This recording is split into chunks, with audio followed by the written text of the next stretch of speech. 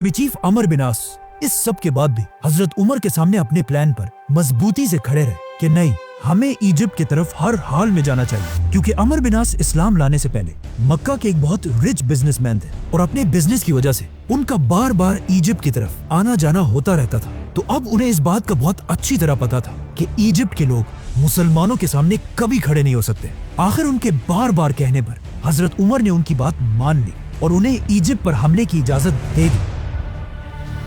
लेकिन एक शर्त पर कि चलो तुम इजिप्ट की तरफ रवाना तो हो जाओ, लेकिन अगर मेरा इरादा बदल गया तो तुम्हें अपनी पूरी फौज के साथ वापस आना होगा। ये सुनकर अमर बिन आस ने अपनी फौज को रेडी होने का हुक्म दिया और सिर्फ 4000 की फौज के साथ इजिप्ट के कैपिटल की तरफ रवाना हुए। Now at the same time Amr bin As Egypt और हजरत उमर मदीना की तरफ बढ़ रहे थे और इस पूरे रास्ते में हजरत उमर सिर्फ इजिप्ट के बारे में ही सोचते रहे। और जैसे ही हजरत उमर मदीना पहुंचे, उन्होंने सारे बड़े सहाबा की एक मीटिंग बुलाई और उनसे इजिप्ट के बारे में पूछा कि मुझे बताओ कि हमें क्या करना चाहिए। जिस पर हजरत उस्मान और बाकी सहाबा ने क्लियरली कहा कि हमें इजिप्ट की तरफ जाने वाली फौज को